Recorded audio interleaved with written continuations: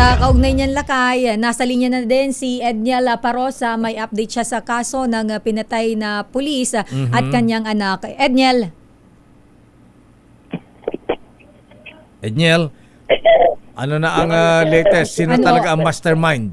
Yung dati mister o itong Mag-asawa. inaanak sa kasal? Lakay at Sister El, kumpiyansa itong Philippine National Police sa tinawag itong significant update sa kaso. Itong pinaslang na si Police Senior Master Sergeant Bian Marie Molinido at 8 anyos nitong anak. Katatapos lamang ng pulong balitan dito sa Camp Crame, sinabi ni PNP Chief Police General Jose Malencio Nortat Sr. Inaasahang within the day ay makakasuhan yung mga hawak nilang pangalan na mga sangkot sa krimen. Pero tumanggi muna siya, Lakay at Sister L, na sagutin yung kabilang dyan sa tinatanong nyo. Sino doon sa 4 yung tutuluyang kasuhan o rekomendang kasuhan ng piskalya? Pero magugunitang sa report ni Val Gonzales, 4 ng suspect ala sa kusudian ng otoridad. Kabilang yung mag-asawang car agent, nakatransaksyon ng biktima, kabilang nagpakilalang helper, at pulis din na dating mister ni Molinido. Pakinggan si General Nartates. We are accounting for the suspects or soon to be accused by this day. No respondent by this day about the case. We have significant update on that, and we have the names already about those who are involved and the motive. Tiniyak naman ng PNP Chief na walang magiging cover-up sa nabanggit na kaso. Maging sa pang kaso pinasasangkutan ng iba pang mga ilang sa mga person of interest so far dito sa insidente ng pagpaslang kay Master Sergeant Molinido ay kanya mismong mister at dati ring pulis naman na mister ng car agent, isa sa mga inaresto ng Quezon City Police District. Edniel, Wala rito sa Camp Crame. Yes, Lakay. mukhang mas credible yung statement yung helper, ano? Yan yung Lakay, mukhang, tsaka meron ng Lakay sinumpaan na extrajudicial pala na affidavit itong caretaker noong dalawang primary suspect kung ituring siya ngayon. At palalaman natin, Lakay, within the day, dahil na binabanggit ni General Tapeng, kung yung 4, Lakay, ay lahat sila ay re-recommendang makasuhan dito sa kaso para tatayo itong affidavit o confession nitong caretaker. At ang matutuluyan lamang ay yung dalawang primary suspect, Lakay, doon sa pagpaslang. Sino nagtuturoan? Yung lalaki at saka babae? Yung ba yung yung inaanak na car dealer? Yung si Panganiban? Si Pia. Pia Katrina Panganiban? Yung inaanak, Lakay, yung inaanak, at saka yung helper, caretaker.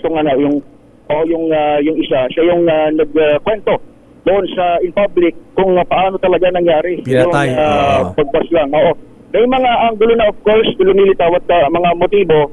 Kabilang na nga yung report kanina ni Kuyang Val Gonzales sa 2x2 na lumilitaw, Lakay, na history na pala ng pang-scam itong primary suspect na car dealer. Yung babae? Hindi lamang Sino? Hindi lamang si Sergeant Molinido, Lakay, yung kanyang nabiktima pagdating sa pag-scam ng sasakyan.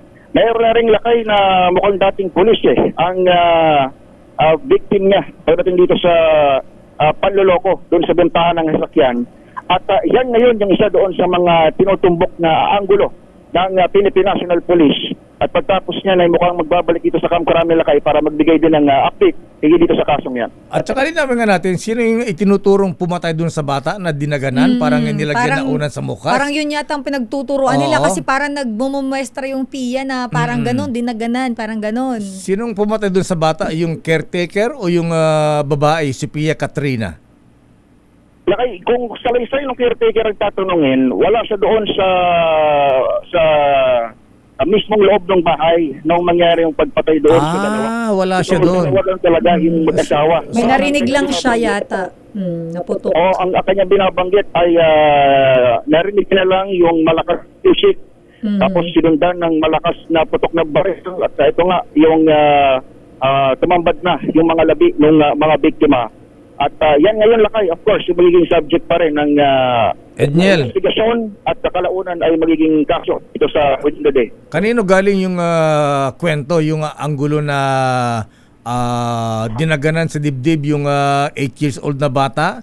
Pagkatapos tinakpan ba ng unan yung mukha hanggang sa masofrate? Ganun ba yung kwento? Sino ang nagkwento nun? Hindi ko lang batid lakay kung ano yung specifics kung sino nagkwento, pero doon sa SOCO report, yung pinaka-autopsy doon sa bata, ang nakapatay sa kanya ay talagang suffocation nga. At nga sa mga larawan nung mismong bangkay na nakita sa Victoria Tarlac, nabalot ng plastic yung pinaka-bangkay nung nakita mismo ng PNP personnel. Pero yung mismong pagdagan doon sa bata lakay na kwento or anggulo, ay hindi natin lakay batid yung information na yan. At kung sino ang pumatay doon sa bata, yung babae ba o yung partner na dating pulis? Ito kasi lakay ay mukhang may source si Val Gonzales naman sa kanyang kabit. Report kanina. Na mukhang mayroon siyang reliable source na nanggaling doon yung kwento na ganun pinatay yung bata. Sino pumatay? Na tulog, tapos parang dinaganan bigla hanggang sa hindi na makahinga. So, hindi natin na-divulge kung sino yung source lakay. At kung sino talaga, yung Pumatay. dating pulis o yung babae? Si Pia. Okay. Mukhang lakay doon sa kwento ni Kuyang Val, Sister L, si Mr. sa ex-policeman, ayaw niyang galawin yung bata. Gusto lamang iligaw. Pero yung car agent yung na Mrs. sinasabi ni scammer din na di umano, ayaw na desisyon nga na tuluyan na rin. Patayin yung bata. Pasentado doon sa mga nag-aaral. Lupit na. Grabe. Okay nga Rod, maraming salamat. Teka muna, yung pinagbentahan ng kotse, naibigay ba dun sa mga biktima? O hindi na isoli, kaya nag-away-away? Mukhang lakay ang kwento ay buy and sell o upgrade ang gawin sa itong victim mukhang yun ang isa sa mga lumilitaw na information. Kaya lang, walang maipresent sa sasakyan itong car agent. At yun yung naging dahilan lakay nung, kumbaga preparado na siguro sila dahil wala silang maibibigay ng sasakyan, ay gawin yung krimen. Pero again, itong kwento na ito ay lilitaw pa doon sa mga further investigation, lalapat ang salaysay pa lang na meron ngayon ng authorities ay yung signed affidavit ng caretaker lakay kung sino ang pumaslang doon sa mag-ina. Okay, maraming salamat Edniel. Mula rito sa PNP Headquarters, Episel. Dami.